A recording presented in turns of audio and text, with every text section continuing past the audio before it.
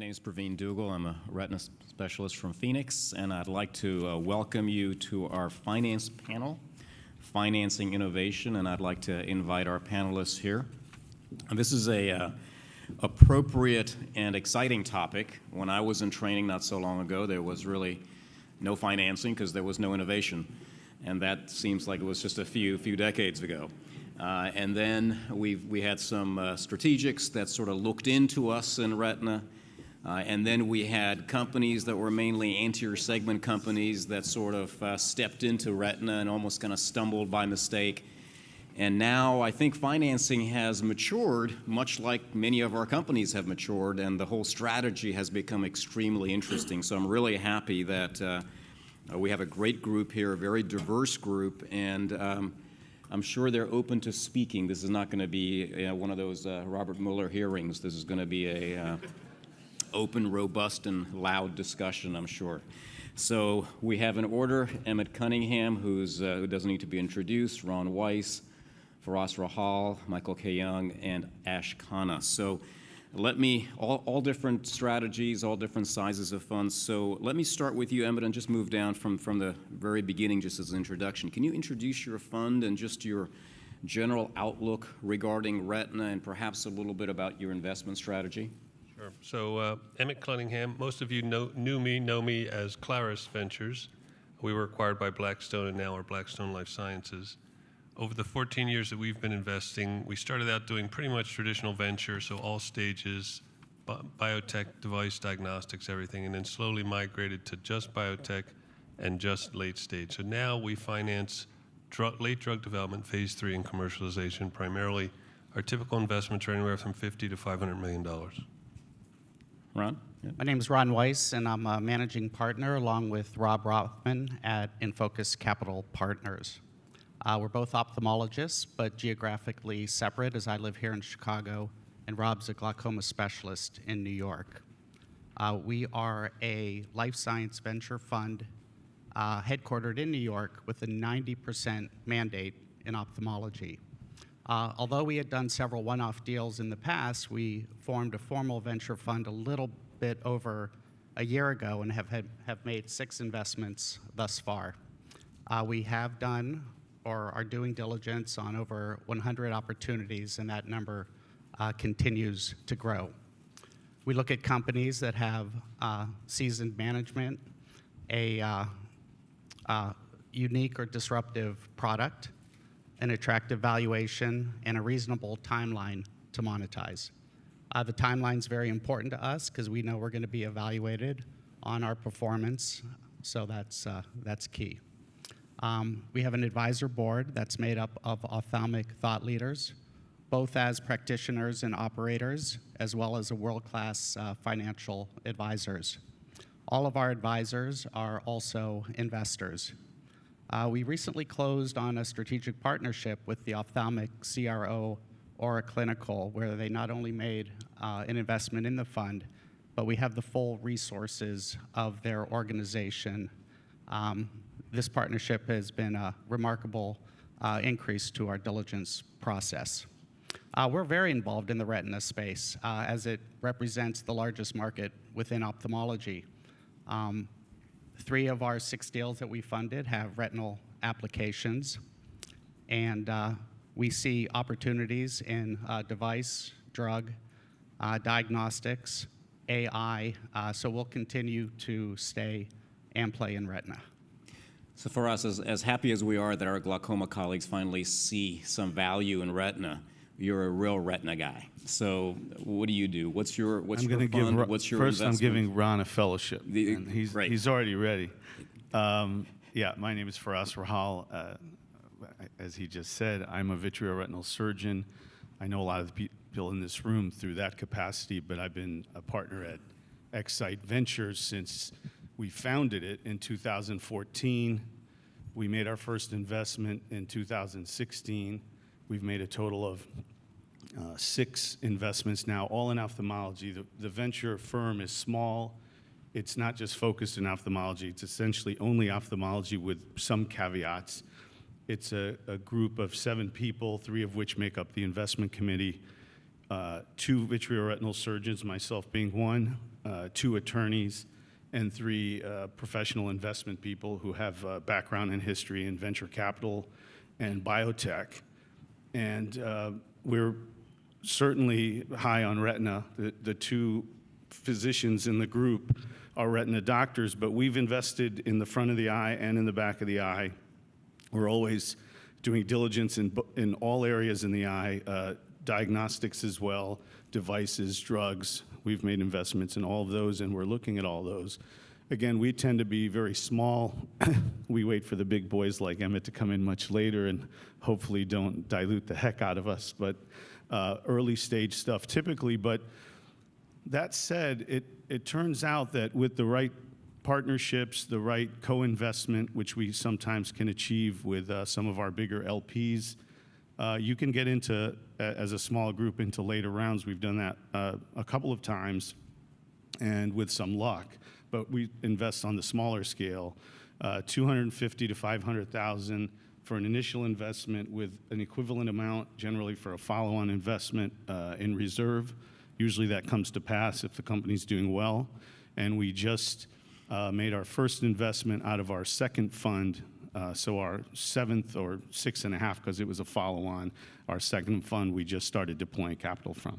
Thank you. Michael? Great. Thanks for inviting me, Pravin and Emmett. It's great to be here. Michael Keyoung at Seabridge Capital, also known as CBC Group. We're 5 years old. We focus on in healthcare. We raise new fund every year. So currently at about $2 billion under management. Our recent fund we raised is about $852. But we continue to deploy at least a couple $100 million a year. So hopefully we'll have another fund for you guys next year. But our goal, obviously, 60-70% of our fund is to focus on therapeutics. We invest across different stages. We create companies. We invest in growth capital. We can do some public equities as well. But certainly we have made a strategic focus on ophthalmology as being an endpoint area for us to focus on, driven by obviously unmet medical need as well as opportunity as based on some of the showcase presentations that seem to be compelling. That being said, our main headquarters in the U.S. is in New York. We have 7 offices, Asia headquarters in Singapore. And in Asia, our investing has been one of the largest, investing in China. And we have several companies that are multi-billion dollars in IPO'd in Hong Kong Exchange. So we look across the globe and we look for innovation. Thank you. Ash? Yeah, hi. Ash Khanna. I'm a venture partner with Pivotal bioVenture Partners. We're a new fund. It's a $300 million therapeutics-only fund. We're agnostic as to the specific therapeutic area that we invest in, stage agnostic as well, early all the way towards funding a pivotal trial as well. Look to invest between $15 and $25 million over the life of an individual company. We have one investment in the ophthalmology space, a company called Oculus that's based in Lausanne that has a topical eye drop for back of the eye. But this is a sector that, because of the backgrounds of the principals involved at Pivotal, we look very actively at companies in the ophthalmology space.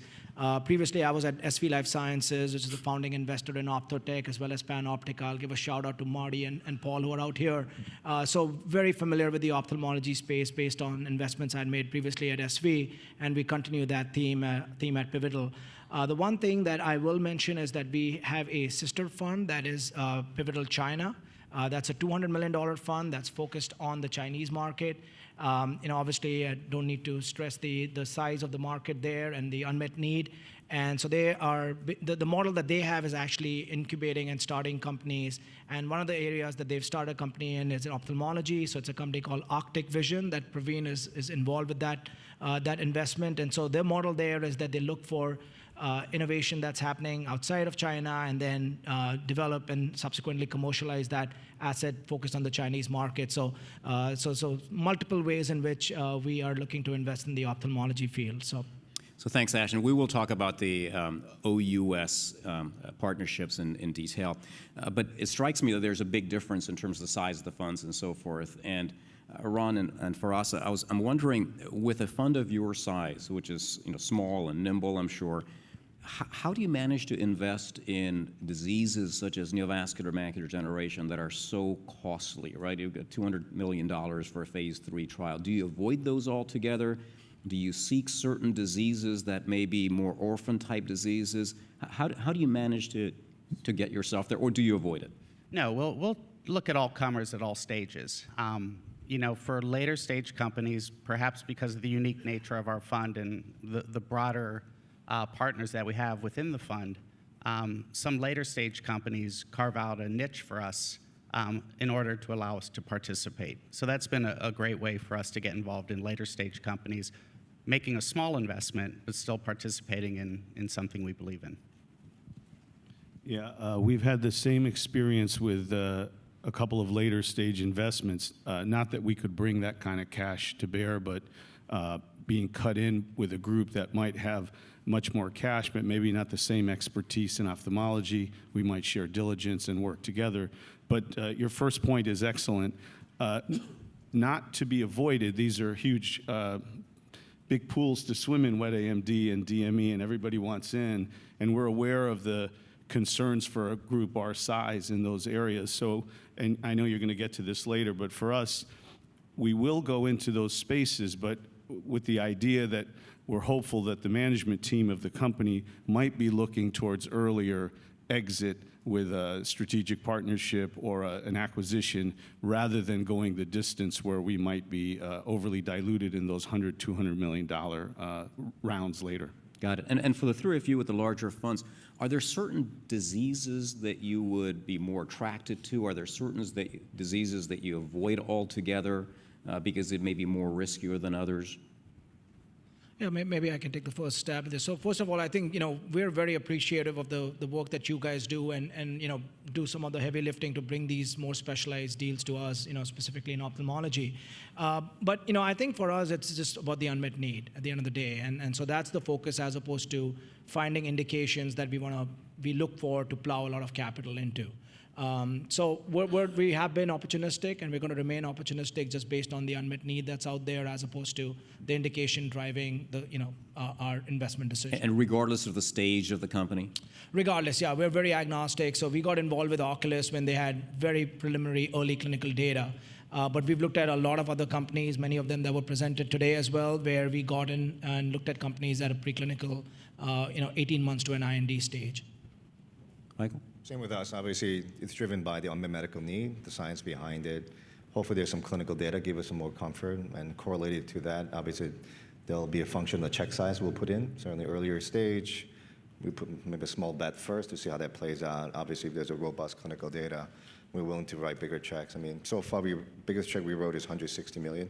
It's still very smaller than what Dr. Cunningham could do, but certainly, we're willing to make some bets. But the sweet spot is between $20 to $80 million on the opportunity. But we like clinical stage assets for now. So Emmett, is it different for you with such a large fund? I mean, are you restricted to saying, look, I'm just going to de-risk myself and invest only in the larger, more mature companies and less so in the early stage companies? Well, there's only a limited number of us at the firm. Right now it's 7, and we'll probably grow to 9 or 10, and we can't do 100 investments in each fund, so we just can't do $10 million investments, $20 million investments. Just to comment on what part of the early stage ophthalmology aside is interesting, right now it's oncology and rare and orphan diseases, and it's those disciplines for 2 reasons. It's highly competitive, so every company has oncology. Oncology is about 60% of our business. Every company has it, every company wants it. And rare and orphan diseases, high price, much lower risk to get to approval. So companies are racing after those, and they'll go in earlier and take them. In our space, we're benefiting from some pretty mature therapeutic indications like AMD and DME, where they're crowded, and the companies that are active have their own internal programs. And if they can wait, they would rather wait. They'd rather de-risk. So I think you have to have very compelling data to be approached by an acquirer or to go public early in ophthalmology. There are indications where that happened. We saw some huge acquisitions on the gene therapy side. Again, it's super targeted.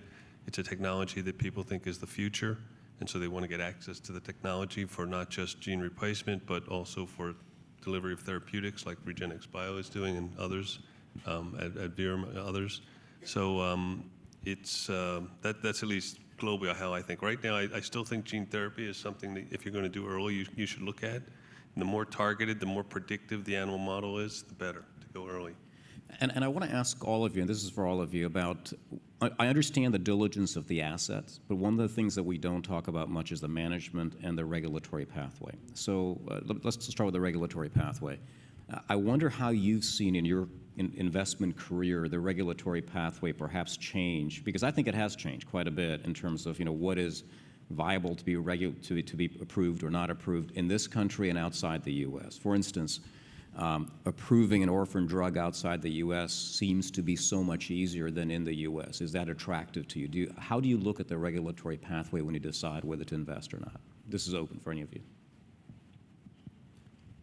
Well, at the earliest stages that we're often in, obviously the regulatory pathway is huge and concerning, and more of our concern and diligence usually revolves around whether the company and their management team's understanding of the regulatory pathway and their planning around it with regard to their timelines, and maybe selfishly more importantly, the inflection points that we might see as investors commensurate with those timelines and commensurate with those regulatory pathways. In these earliest stages, it's often a very small crew of people trying to manage the company, maybe just one or two or three, and they need sometimes consultants, and that's helpful, and it's often very helpful for us to know that they've had some pre-IND meeting with the FDA to get guidance. Ex-US, I'm not as experienced, but one point, and then I'll leave this to the others. It's a little different there. It's often the marketplace that determines the success of the product, say a therapeutic or a diagnostic, whereas here, the bar is often high to get to approval. In ex-US, it's often the commercialization, post-commercialization can still be poor, and so you have to be aware of whether or not it's really marketable, not just regulatory. Sorry. I mean, for us, it's super critical. Obviously, the management team, as you know from the VC world, management team is the most important thing, certainly. And management team's ability to understand the regulatory landscape is huge. We certainly are not a hedge fund. We don't invest in clinical trial events and get out. We certainly believe these. Is that almost as important as the asset itself, the management team? Absolutely. A management team, the ability to execute. If they can't execute, there may be a change. But that being said, you have to bet on the management to understand. And the key part is the regulatory. Certainly from our perspective, we do look at outside the U.S. as well, because there's huge opportunity in the U.S., certainly, but also in Europe. As you mentioned, Pravin, it's easier sometimes to get drugs commercialized after approval in Europe. But we're also looking in Japan, we're looking in Asia, especially in China, because there's a huge untapped market opportunity. And with that perspective, we think about the trials that's been ran here, is it approvable in the other regulatory bodies, and whether that's commercially viable based upon some of the data that's driven. So we look at that capability. If it's not sitting at the management team, certainly we like to support the management team to better understand those landscapes. It's about maximizing value. Maybe it's not inherent the day you meet the company, but certainly how can we add value beyond just dollars to help look across different regulatory bodies, because as you know, disease have no borders, and drugs also should be able to go to every country, and there's a lot of regulatory hurdles. If you know it, it's a lot easier. And certainly I think understanding that from the get-go is really important in terms of our investment thesis. Yeah, there seems to be, Emmett, kind of a balance here, right, between, and I can see this sort of evolving. It's not just that the U.S. regulatory thinking has changed. I mean, DME is a great example, right? It used to be 3-year studies, now 1-year studies, those kind of things.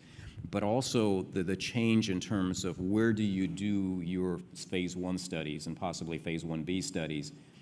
People look for sites outside the U.S., but do it in a way that can be approved and verified for phase 2 studies, perhaps in the U.S. and in select places.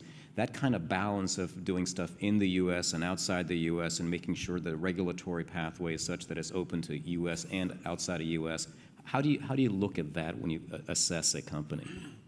Yeah, I recognize that lots of people go outside the U.S. early, especially for devices, where it's just easier to go outside the U.S. On the drug side, there's always the discussion of do you want less cost, maybe faster enrollment, but have to deal with the fact that the site sophistication just may not be the same as it is in Europe and the United States. And my own view is that I tend, if we can afford it, to stay in North America and in the EU. A question for Michael, if I may. Is it easier to get approved in Asia? I think they do piggyback off what the FDA particular says more than the EMEA. If it's only approved in Europe, they will question. Certainly, they do give a lot of respect to the FDA here in terms of what they would think. Certainly, assuming that there has been a robust discussion with the FDA and clear guidance with that, I think it is much easier. There's certainly a lot of countries that would take U.S. approval and be able to launch, and you might have to do some post-approval studies.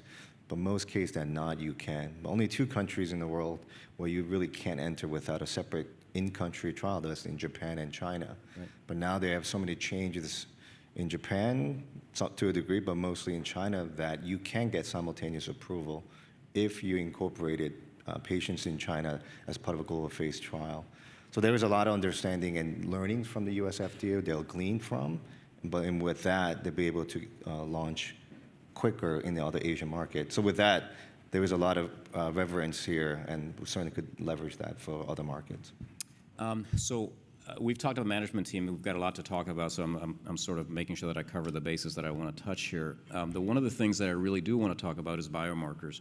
It seems to me that we've got a pretty good biomarker in the OCT, right, as far as the anti-VEGF is concerned, and we've been sort of a little bit spoiled because we look at vision and we look at the OCT and we can assess how a drug or device may be doing.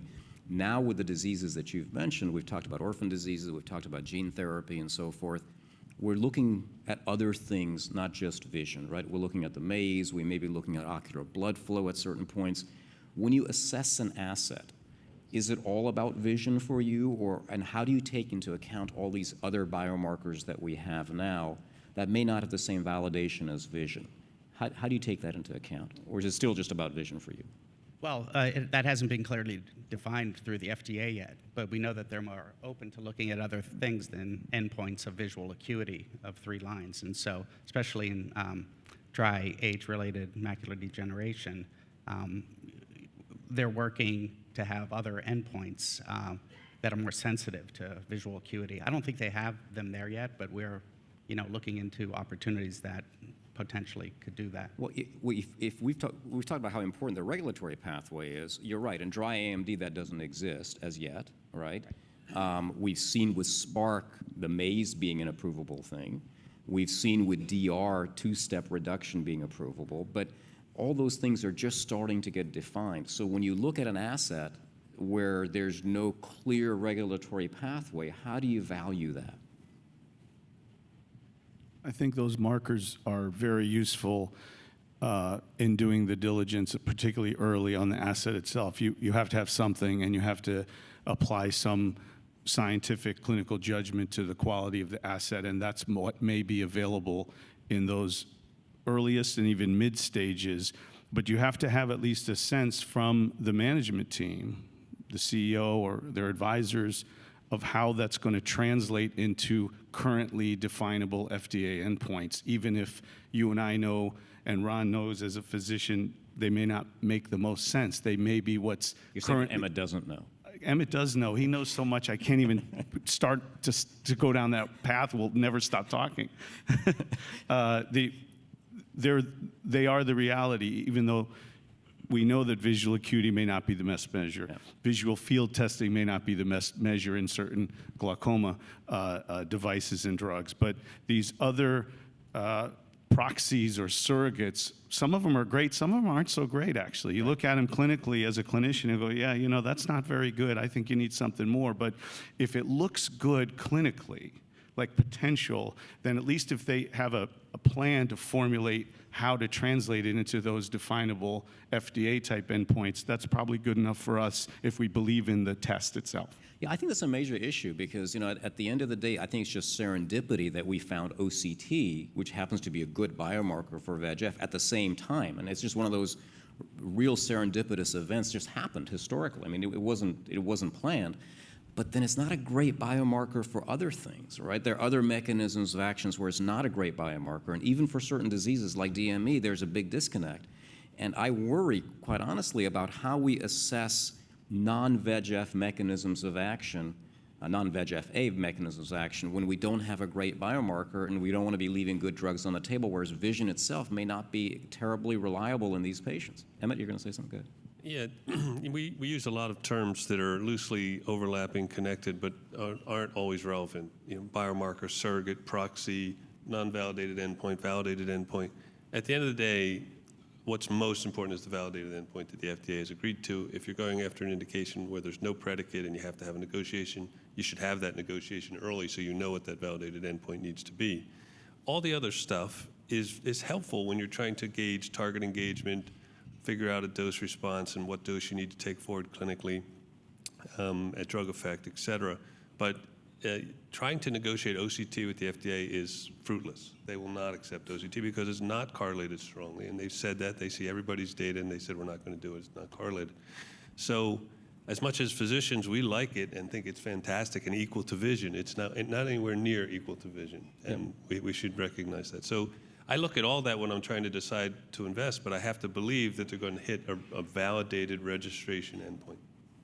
So if I may just add, just to emphasize one of the points that Emmett made. So for us, especially early enough, right, when we're looking at preclinical data in many instances with an uncertain regulatory path, for example, in dry AMD, one of the things that we, hang our hat on is actually looking at clinical surrogates, right? So is there a competitor that's ahead that's provided some degree of validation? Is there a genetic reason why going after that specific therapeutic makes sense? So that's certainly something that is just as important for us going in early preclinically, in addition to some of the comments that the panel has already made. Yeah. And what Emmett said is valid in terms of validated endpoints. However, it bears to be said that the FDA, and I really do credit them, have changed and evolved over time as we learn as well. But I still go back to this, which is that there are a lot of people out here, who have mechanisms. And somebody had said earlier on, and I totally agree. You have a pathway like angiogenesis. It can't possibly be just one ligand, right? It can't. But we don't have a biomarker for all the others. We just don't, and I do worry about that. And vision is not great. I mean, as a clinician, I see patients come in, and I just use macular degeneration as an example, but there are others where day to day they may vary. And what we're really looking at in a visual acuity point of view is very artificial. I mean, we never sit in a dark tunnel with a bright light in the end. I mean, we have no way to assess real visual function. I think that is a major challenge that we have. So yeah, please go ahead. So just in my opinion, the two areas where we have the opportunity to advance most these new validated endpoints with the FDA are activities of daily living for very low vision patients like SPARC, and structural readout. So Wiley, for example, Wiley Chambers has said, I will take scotoma size in geographic atrophy because a bigger scotoma has to be worse than a smaller scotoma. But he will not take ganglion cell loss. He will not take bipolar cell loss or thinning of any layer. And I think there's a negotiation to be had there. And I would encourage the thought leaders, either in glaucoma or retina, to put their thinking together to develop white papers where they can approach and negotiate it with Dr. Chambers for sure on the drug side and maybe even on the device side, because it makes no sense that a dead photoreceptor is absolutely bad and dead ganglion cell is fine. So you said something that I know is not validated. There are no thought leaders in glaucoma, but that's something else. Glaucoma guy on the panel. I know. So we've talked about, we're just talking about validated and not validated, that's all. So we talked about investing. I want to talk to you about exiting before we finish. So just a general question. What kind of exit are you looking for, and what's the life cycle of your investment? So for us, we're agnostic as to whether opportunity goes public or acquisition. For us, it's more about timeline to monetize and return on investment, especially for a newer fund based upon performance. Personally, in my past, I've done better returns with an IPO, but it's been a longer timeline, as opposed to acquisition that's been a shorter timeline. To be as specific as possible, 3 to 5 years would be a goal. It's what we discuss with our LPs and investors into our firm. And as such, we would favor partnership for the reasons I outlined earlier. Less dilutional effect for us, and a quicker exit makes more sense for our model. Mike? We're agnostic. Certainly, our fund is 10+ years, so it's about multiple in return, not IR driven. So whatever's best for the company, and make sure if it's an M&A, it gets to the best commercial partner. So we're happy with M&A if it goes to the right partner and capital. IPO for us is necessarily not an exit, but is a financing event to really drive the R&D, as we talked about how costly it is to retinal trials, phase 3. So hopefully it's a good financing event that gets the company to an inflection point. So when you say you're agnostic, the timeline maybe 3 years, maybe 10 years or longer? Usually, 3 will be too short, probably. We hold 5 to 10 years, optimally. We are a 5-year-old firm, so we had 6 exits, but those are still. But you're making a firm. You're making a fund every year. So we have to have some payback, obviously. But that being said, if there is additional 3 to 4x upside post IPO, then why sell? So. Ash? Yeah, it's 3 to 5 years for us, and basically we dual track.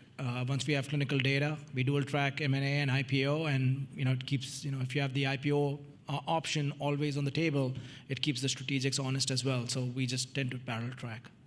So almost every prospectus I've seen or have been aware of, they say either 3 to 5 or 4 to 6 years. It's a wide distribution with some exits before that, many more after that. So it's actually a fatter curve on the other side of that 3 to 5 or 4 to 6 years. The reason we've moved late is because we know exactly how long phase 3 is, and we get paid on approval. So either it's right off or in 2 to 3 or at most 4 years, we've hit our milestone. Absolutely codified. And that is for every investment that you have. Well, that's our investment strategy. We are looking for market uncorrelated, defined exits. So we will invest to phase 3, we get regulatory approval, the company pays us a multiple of invested capital. Got it.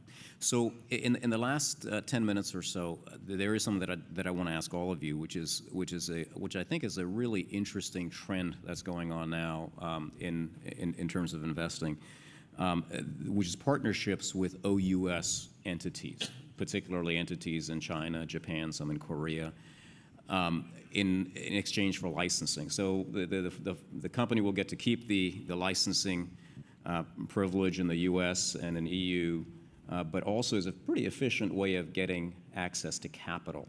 And I see this happening more and more and more. Let me just start with the smaller funds.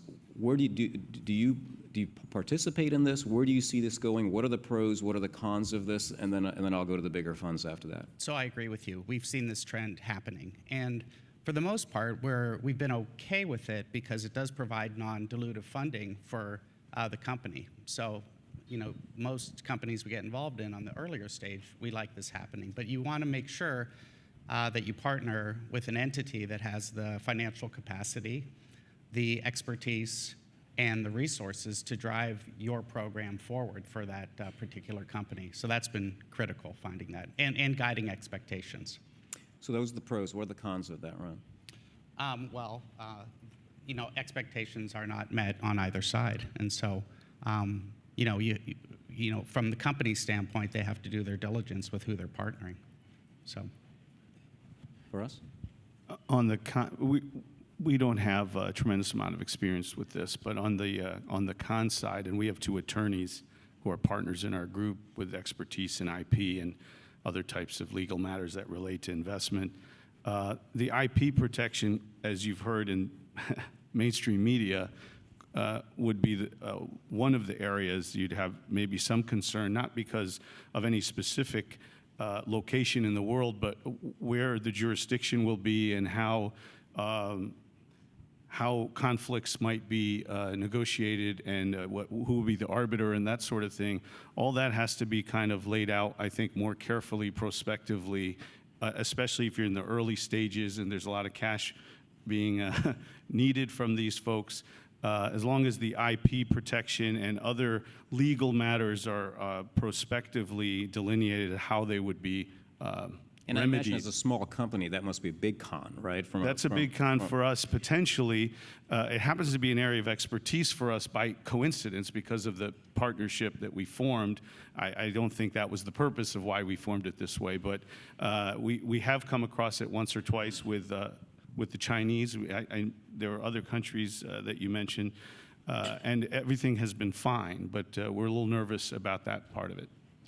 So I've been on both sides of this, given our sister fund in China. And so I think the key thing for us, putting on sort of the pivotal U.S. hat here, is that we want to be sure that the team that we license the asset to is credible. So that's one of the things that Pivotal China has done is that they've got expats who moved back after being trained in the US and in Europe to China, because what we don't want to do for our portfolio company is if something screwy happens that impacts what we're doing, clinical data, whatever it might be. So I think, so the team is absolutely critical for us in terms of who we license it out to.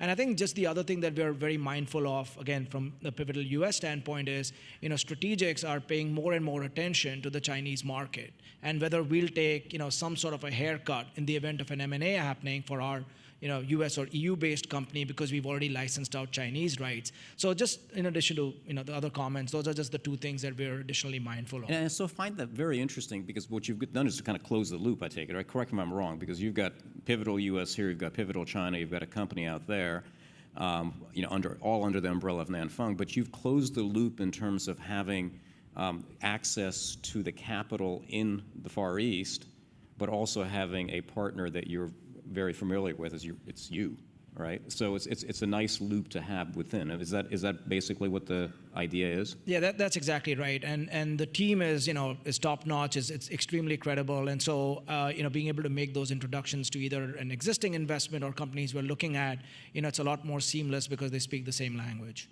Michael?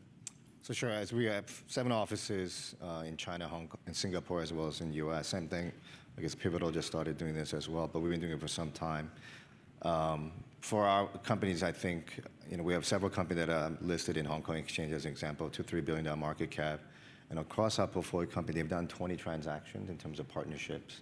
And a lot of them are clinical trial partnerships. So I'm not sure about early stage where you might be worried, but I think there's a lot of benefit if you're a clinical stage company to actually partner OUS strategy. Part of the reason is if you think about patient population, there's a really untapped patient population in OUS that could help you recruit faster, create a new validation in terms of your data point that could really accelerate. So certainly most of our companies done phase 2 or phase 3 level stage company partnerships. And part of the reason is because if you're where the US VC had, our US VC don't give the companies capital to do ex-US trial. Focus on US because that's the biggest market, maybe Europe, if that makes sense. And obviously M&A really wants to base the sale or acquisition based on a lot of the US trial. So having the OUS actually does create new value, I think, for the company, and is non-dilutive partnership capital really helps to drive maybe the additional assets you have in the pipeline to the clinic. So usually you could structure such that it be a win-win situation, but it's really helping you unlock new value, new potential in the OUS market. And we've seen a lot of our portfolio companies do a lot of these partnerships because obviously a lot of our companies that are based in Asia, especially in China, know the market. They all worked with MNCs before, big pharmas. They know how to get innovative drugs approved. So we certainly have encouraged a lot of the US companies to consider this partnership because it is a way to help you accelerate and unlock new value. And for example, one of our portfolio companies did a partnership with NASDAQ-listed company, and this disease area in the renal space has 40% patient in China. The company is Caladitas, NASDAQ listed. It's $2 billion market cap. They did a deal with our portfolio company. It went up $300 million in value that day. They only got paid $15 million up front. So the investors are seeing this trend to be positive, partly because you're helping you unlock value in new markets. And that company, Caladitas, will do global phase 3 trial with our portfolio company to help unlock that value. And so with all those pros, what's the biggest con? The IP issue? I'm not afraid about IP, as you mentioned about headlines. I don't read the headlines as reality because practically the business it's all fake itself, news, don't worry about it. Yeah, it's all fake news. So I think biggest con to me has always been the education and getting people comfortable. Certainly, I'm actually not of Chinese, I'm Korean American. When I went to China for the first time in 2005, I couldn't believe I was in China. And then you get comfortable over time, you go there. But I certainly would do business in China. I think it's education, getting people comfortable, and not focus on the fake news or the macro news. And what is really important, as I said, I wear the hat of being a physician. How do we get the drugs that actually work to the patients all over the world? China is the second largest pharmaceutical market. How can you ignore that market? So it's all about being practical to day to day. Obviously, it does require education, but I think we're all business people here, so we'll make the right decision. Emmett? So I just want to make sure I understood the question. The pros and cons of partnering? Yes. Yeah, it's a long and risky and costly business, so you have to entertain partnering, and most companies need it at some point. I think for Companies of any size? big and small? Yes. Is it needed? Yeah, if you're doing an AMD phase 3 and each trial is $200 million, it's hard to raise that money, even with venture and the public market. So you have to start considering that, at even the big ones. And I think most of the big multinationals are fine. It's more dependent on the internal team than on the company, and it's very hard to have visibility into the competence of that team. But generally, they're very good. And so we take the best economics, generally. I mean, people talk about cultural fit and all that stuff, but it's an economically driven thing. When you start talking about partnering in Europe or partnering in Asia, it's very different because many of these companies are smaller or less established or completely unknown in the case of China. And so it's as Michael said, it's an education thing. You have to get comfortable, you have to know them, you have to meet them. And even then, we really don't know the Chinese pathway. We know the words and we know what people say, but this is going to take a fund or two of Michael's to get people comfortable to giving their assets to him to let him do it in China or to Ash. It's just the way it's going to happen because you have to see that you have more to lose than to gain if you start being disingenuous or deceitful or incompetent. And so people will get comfortable. Right now, there's a little bit of hesitance. I personally think Asia is a tremendous market to look at, especially China. I've been frustrated with Japan and the Japanese strategics. They look and look and look, and they don't do deals. I think Europe would like to do deals, but many of these are boutique small companies, and it's hard for them to do big deals. Well, I mean, I agree with you regarding China. I mean, the first time that I went there, my parents lived there for 13 years, was in 1983, and to see the change from there till now is just absolutely amazing. It's hard to ignore, and I think they'll play an enormous role in financing our innovation here as well, one way or the other. But to me, just to kind of take a step back, it's amazing to see over the last two and a half decades, we've gone from lasering the fovea and having no funding and just applying for NIH grants to having a whole strategy of funding just for retina, which really is remarkable. And thank you all, the panelists, for this great conversation. And lunch is on its way, I think. Thank you.